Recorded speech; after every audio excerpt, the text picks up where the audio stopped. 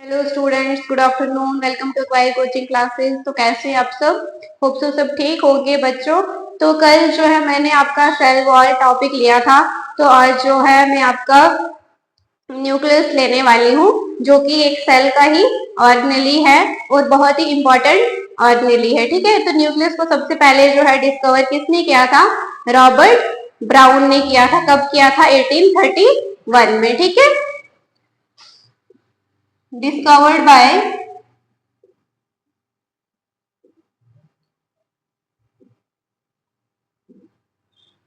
Robert brown इन 1831। ठीक है, तो बच्चों मैं आपको बताऊंगी कि न्यूक्लियस होता क्या है।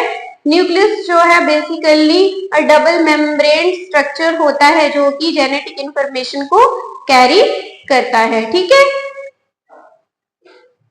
It is a double membrane structure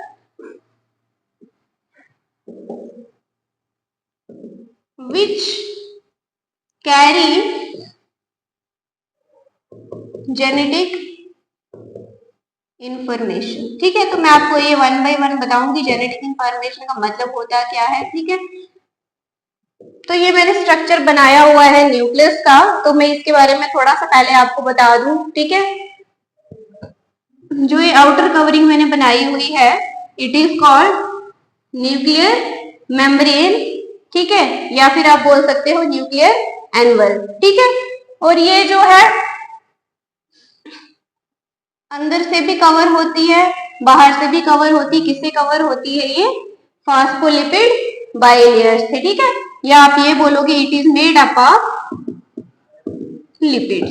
ठीक है, और दूसरे जो ये मैंने स्पेस छोड़ी हुई है बीच में, ये वाले, ठीक है, इनको हम बोलते हैं न्यूक्लियर पोर। न्यूक्लियर पोर का फंक्शन क्या होता है कि जो भी आउटसाइड द न्यूक्लियस और इनसाइड द न्यूक्लियस जो है ये मटेरियल को ट्रांसपोर्ट करता है। यही फंक्शन होता है न्यूक्लियर पोर्स का। ठीक है, उसके बाद outer membrane, nuclear envelope, nuclear membrane की आउटर मेम्ब्रेन होती है और ये इनर मेम्ब्रेन होती है। प्लस इसके बीच में क्या होते हैं? न्यूक्लियर पोर होते हैं। ठीक है, और ये किससे बनी हुई होती है? लिपिड से बनी हुई होती है, inside and outside the nucleus. ठीक है, तो जो ये वाला स्ट्रक्चर है, इट इज वेरी इंपॉर्टेंट, जिसको हम बोलते हैं न्यूक्लियोप्लाज्म। क्या बोलते हैं? न्यूक्लियोप्लाज्म। ठीक है, उसके बाद ये थ्रेड लाइक स्ट्रक्चर जो है, इसको हम बोलते हैं क्रोमैटिन थ्रेड बोलते हैं। ठीक है, तो ये रहा न्यूक्लियस का स्ट्रक्चर। ठीक है, उसके बाद मैं आपको बताऊंगी कि न्यूक्लियस का सबसे पहले मैं आपको न्यूक्लियर मेम्ब्रेन का फंक्शन बताऊंगी। न्यूक्लियर मेम्ब्रेन का पहला फंक्शन होता है कि ये जेनेटिक मटेरियल को क्या करता है?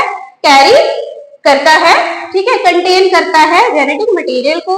और दूसरा जो है, इसको हम control centre of the cell भी बोलते हैं। तीसरा फंक्शन मैंने लिखा है कि it allows material in and out of the nucleus. जैसे कि मैंने अभी आपको न्यूक्लियर कोर का बताया है कि ये कैसे मटेरियल को in and out of the जो है out of the nucleus and inside the cell कैसे ट्रांसपोर्ट करता है मटेरियल्स को। ठीक है, फोर्थ फंक्शन मैंने बताया, it keeps organelles from colliding. ठीक है, उसके बाद मैं बताऊंगी आपको ये कुछ फंक्शन जो है मैंने आपको बताया न्यूक्लियर मेम्ब्रेन के। ठीक है, उसके बाद मैं बताऊंगी आपको फंक्शन ऑफ न्यूक्लियस। ठीक है, न्यूक्लियस का फंक्शन क्या होता है कि ये जेनेटिक इंफॉर्मेशन को कैरी करता है।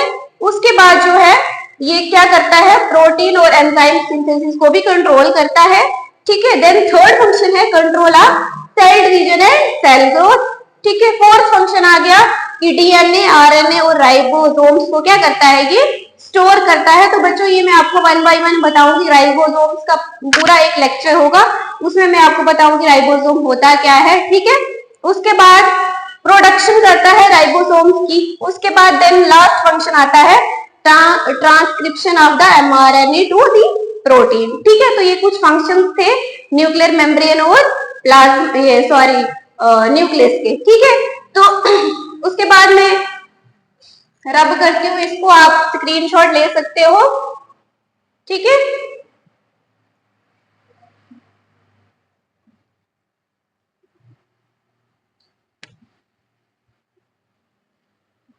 नेक्स्ट जो है एक इम्पोर्टेंट मैंने आपको इसमें बताया कि क्रोमेटिन, ठीक है।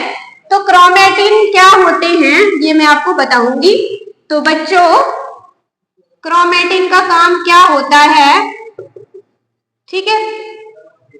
क्रोमेटिन जो होता है ये थ्रेड लाइक स्ट्रक्चर जो होता है सेल में प्रेजेंट होता है और यही जो जब सेल डिवीजन होती है तो ये किसमें कन्वर्ट हो जाता है, क्रोमोसोम्स में, ठीक है। जैसे कि आपने पढ़ा होगा कि हमारी बॉडी में क्रोमोसोम्स होते हैं, क्रोमोसोम प्रेजेंट होते हैं 22 पेयर्स में होते हैं, ठीक है, जो कि एक्स और वाई होते हैं, ठीक है।